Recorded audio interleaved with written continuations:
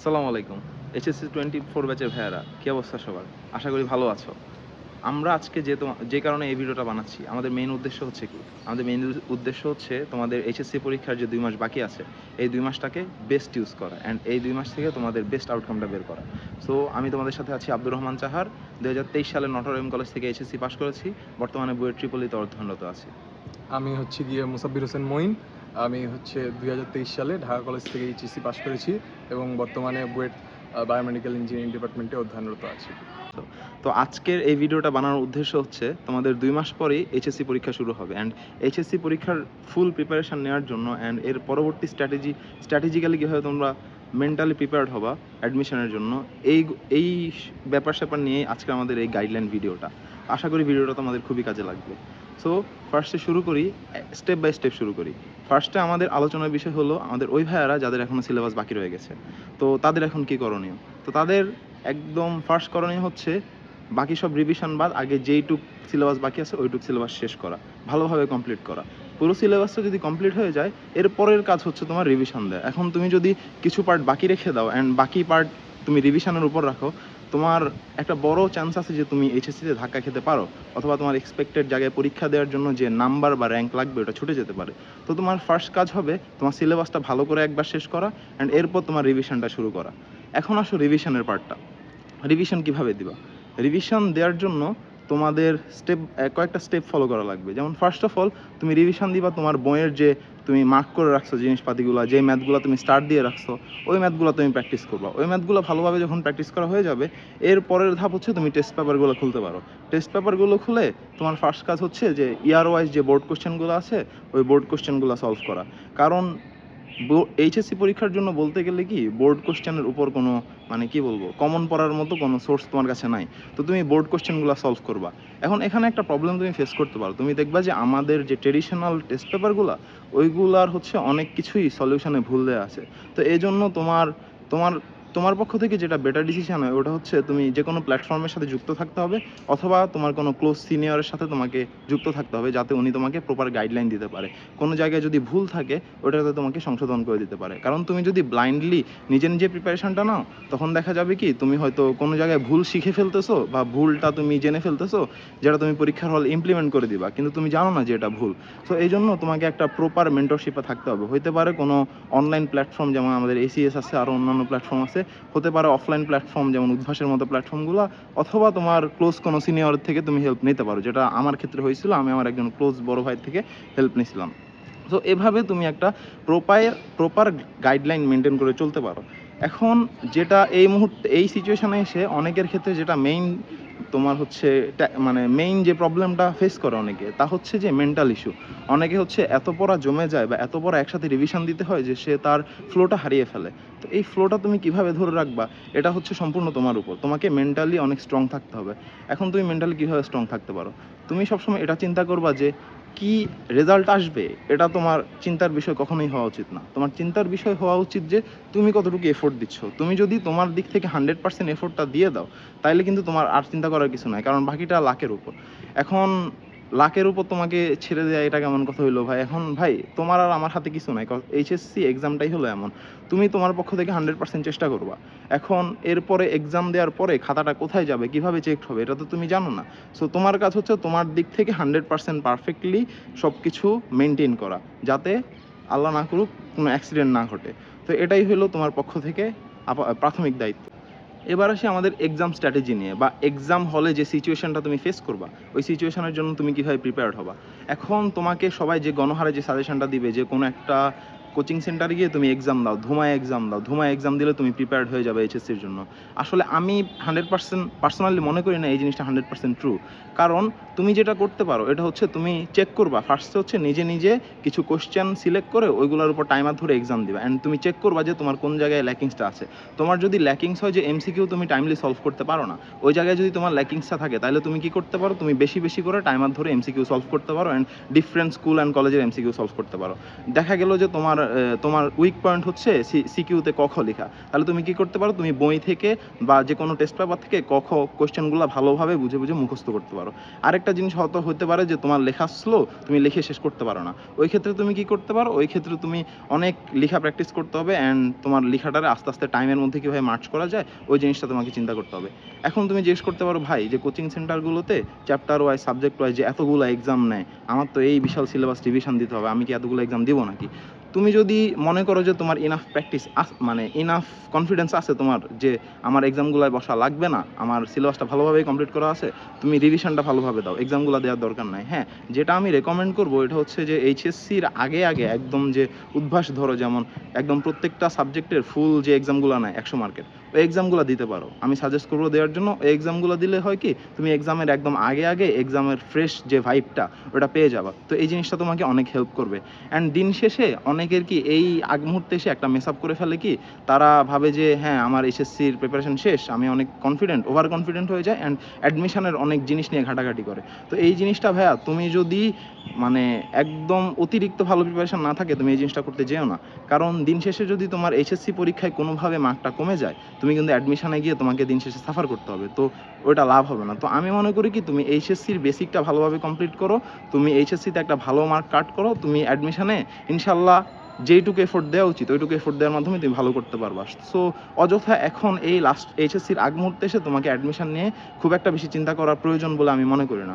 তো আশা করি সবাই একটা ভালো গাইডলাইন পেয়েছো। সো এখানে মূলত এইচএসসি 24 ব্যাচের জন্য কিছু গাইডলাইন আমার দেওয়ার ছিল। তো তোমাদের এখন আছে 2 মাস সময়, তো তোমাদের টেস্ট হয়ে গেছে প্রায় 1.5 মাস হয়ে গেল, তো তোমরা প্রায় 3.5 মাসের মতো সময় পাইতেছো টেস্টের পরে। অ্যান্ড আমরা গত বছর পাইছিলাম 2 মাসের মতো, ঠিক আছে। আমাদের টেস্ট হয়েছিল হচ্ছে গিয়ে এপ্রিলের লাস্টে, মেয়ের শুরুতে, অ্যান্ড হচ্ছে এইচএসসি পরীক্ষা হয়েছিল 17 আগস্ট। তো আমরা প্রায় জুন, জুলাই আর হচ্ছে আগস্টের ওই শুরুর সময়টা 2.5 মাসের মতো পাইছিলাম। তো এখনও কিন্তু তোমাদের 2 মাসের মতো সময় আছে। অ্যান্ড আমি পড়াশোনা করেছি ঢাকা কলেজ থেকে, অ্যান্ড আমাদের ঢাকা কলেজে হচ্ছে টেস্ট পরীক্ষা হইতো জাস্ট সেকেন্ড পেপারে। তো আমরা সেকেন্ড ইয়ারে জাস্ট সেকেন্ড পেপার পড়তাম, অ্যান্ড ফার্স্ট ইয়ারে ফার্স্ট পেপার পড়তাম। তো টেস্টের আগে কিন্তু আমার মাথায় কোনো ফার্স্ট পেপারের টপিক ছিল না। তো এটা একটা জিনিস যে অনেক কলেজেই, অনেক গভর্নমেন্ট কলেজেই তোমার ফার্স্ট পেপার হয় ফার্স্ট ইয়ারে, তো মাঝখানে সেকেন্ড ইয়ারে অনেক স্টুডেন্টই ফার্স্ট পেপার টাচ করে না। তো এটা একটা প্রবলেম হয়ে দাঁড়ায়, তোমরা কীভাবে শেষ করবা ফার্স্ট পেপার। আশা করি এতক্ষণে যে 1.5 মাস সময়টা পাইছো, যারা যারা হচ্ছে গিয়ে এরকম কলেজে ছিলা, যাদের হচ্ছে গিয়ে সেকেন্ড ইয়ারে সেকেন্ড পেপার শুধু, তারা ফার্স্ট পেপার অনেকটুকুই রিভিশন দিয়ে ফেলছো। কিন্তু আমি জানি যে অনেকেরই এখনও গ্যাপস আছে। তো এই গ্যাপসগুলো তোমরা কীভাবে ফিল আপ করতে পারো? একটাই সমাধান আছে, সেটা হচ্ছে এক্সাম দেওয়া, অনেকগুলো এক্সাম দেওয়া। এখন এক্সাম দেওয়া বলতে আমি শুধু ব্রাঞ্চে গিয়ে বা বাইরে এক্সাম দেওয়ার কথা বলতেছি না, তুমি নিজের বাসায়ও এক্সাম দিতে পারো।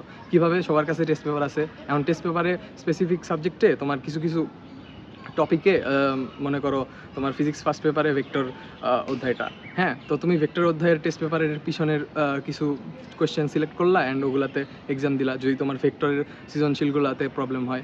তো অ্যাকচুয়ালি বাসায় তো এক্সাম দিলা ঠিক আছে, কিন্তু তোমার অফলাইনে ব্রাঞ্চে গিয়ে এক্সাম দিলে তোমার হচ্ছে গিয়ে জাজমেন্টটা বেটার হয়, কারণ তুমি নিজের খাতা নিজে দেখবা বাসায়, ঠিক আছে।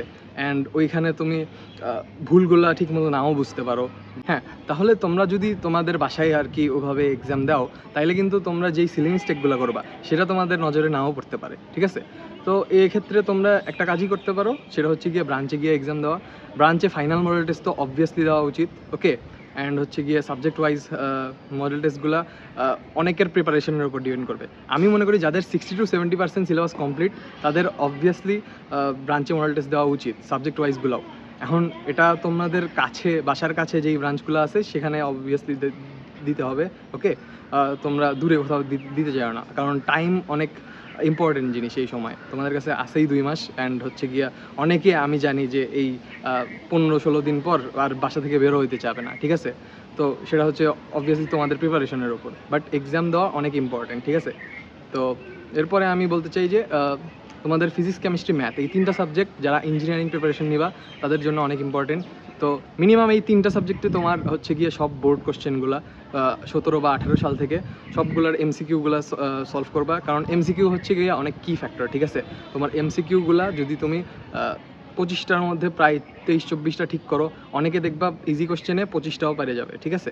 তো এমসিকিউ ফুল ঠিক করার চেষ্টা করবা। ওকে, তো এই একটা জিনিস যে এমসিকিউ অনেকগুলো প্র্যাকটিস করতে হবে, আর এমসিকিউ যেগুলো ভুল হবে সেগুলোতে অবশ্যই তোমার কনসেপ্টে একটু গ্যাপস থাকবে।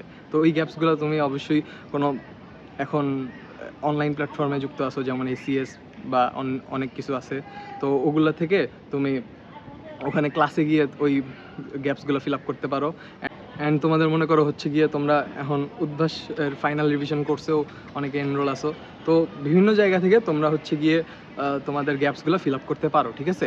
অ্যান্ড গ্যাপস ফিল আপ করা কিন্তু অনেক ইম্পর্টেন্ট, কারণ তোমাদের এইচএসসিতে দেখবা তোমার গ্যাপ যেগুলো জায়গায় গ্যাপস ছিল ওগুলো থেকেই কোশ্চেন এসে গেছে। এখন তুমি কি করবা? তখন তো তোমার 2-3টা এমসিকিউ ভুল গেলে মানে একদম তুমি ক্লুলেস থাকবা যে এগুলো কই থেকে আসছে, ঠিক আছে? মানে কীভাবে সলভ করবা। তো এই একটা জিনিস। আর হচ্ছে গিয়ে মেইনলি আমরা বাংলায়, ইংলিশে অ্যান্ড হচ্ছে গিয়ে আইসিটিতে অনেক কম নজর দিই এই সময়। তো আমি বলবো যাদের ইংলিশে হচ্ছে গিয়ে কনফিডেন্স অনেক, তারা একটু হলেও হচ্ছে গিয়ে অনেকগুলো মডেল টেস্ট আছে টেস্ট পেপারে, তো ওগুলো সলভ করা সপ্তাহে 1-2 বার বা 1-2 দিন। হ্যাঁ, আর বাংলার ক্ষেত্রে কি হবে, বাংলায় তোমার সেকেন্ড পেপারে যেগুলো হচ্ছে গিয়ে একদম কনফার্ম মার্কস, ওগুলো আর কি একটু পড়ে যাওয়া, ঠিক আছে? সেকেন্ড পেপারে, কারণ সেকেন্ড পেপারেই তোমার মার্ক তুলতে হবে। তুমি ফার্স্ট পেপারে সিকিউতে মার্ক তোলা একদম টিচারের ওপর ডিপেন্ডেন্ট, ঠিক আছে? আমি নিজে বাংলায় প্লাস পাই নাই। হ্যাঁ, আমার মার্কস ছিল 155 আউট অফ 200। তো বাংলা অ্যাকচুয়ালি যাদের মনে হয় যে তোমাদের গোল্ডেন এ প্লাস দরকার, তারা কিন্তু একটু একটু বাংলা পড়ে যাও, ঠিক আছে? অ্যান্ড এবার আবার আইসিটি আছে তোমাদের, তো তোমাদের আইসিটিতে তোমরা 3rd chapter and 5th chapter target করতে পারো, কারণ এগুলোতে তোমাদের যদি পাও, তোমরা যদি পারো যে এই চ্যাপ্টারগুলো কীভাবে অ্যান্সার করতে হয়, তাইলে কিন্তু এখান থেকে নাম্বার কাটবে না।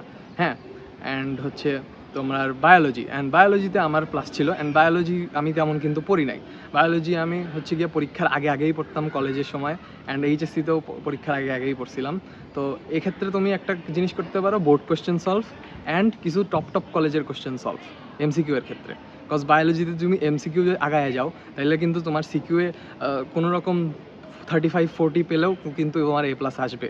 হ্যাঁ, তো বায়োলজির ক্ষেত্রে তোমার হচ্ছে গিয়ে এমসিকিউগুলো অনেক ভালো করে সলভ করতে হবে, কারণ গত বছর আমাদের বায়োলজি সেকেন্ড পেপারে যে কোশ্চেনটা ছিল এমসিকিউয়ে, ওটা কিন্তু অনেক হার্ড ছিল। মানে আমি নিজেই মনে হয় 10টা পারি নাই, কিন্তু অ্যাডভান্টেজ কোথায় ছিল আমার, আমি বায়োলজি ফার্স্ট পেপারে সবগুলো এমসিকিউ ঠিক করছিলাম। তো এটা হচ্ছে গিয়ে একটা কথা যে তোমার এমসিকিউর প্রিপারেশন অনেক ভালো থাকা লাগবে, এটা হচ্ছে মেইন থিং। তো দ্যাটস ইট। সো ভাইয়ারা, আমরা চেষ্টা করেছি তোমাদের জন্য যে বেস্ট গাইডলাইনটা পসিবল ওটা দেওয়ার জন্য। আশা করি সামনের যে 2 মাস আছে তা তোমরা বেস্টভাবে ইউজ করবা, অ্যান্ড আমাদের গাইডলাইন থেকে যা তোমার জন্য নেওয়া উচিত তা নিবা, অ্যান্ড বেস্ট একটা এইচএসসি পরীক্ষা দিবা, অ্যান্ড তোমার যে কাঙ্ক্ষিত লক্ষ্য তা পূরণে তুমি এক ধাপে এগিয়ে যাবা। সবাইকে বেস্ট অফ লাক। অ্যান্ড আমরা যত যাই বলি, তোমরা যদি 100% এফার্ট দাও অ্যান্ড ডেইলি বেসিসে পড়ালেখা করো, তাহলে কিন্তু ভালো রেজাল্ট কেউ আটকাইতে পারবে না, ঠিক আছে? তাইলে তোমরা অবভিয়াসলি স্ট্র্যাটেজিক্যালি পড়াশোনা করবা, তাইলে কিন্তু ভালো রেজাল্ট অবশ্যই হবে। হ্যাঁ, সারাদিন পড়াশোনা করার দরকার নেই। তো সবাইকে বেস্ট অফ লাক অ্যান্ড আল্লাহ হাফিজ। আসসালামু আলাইকুম।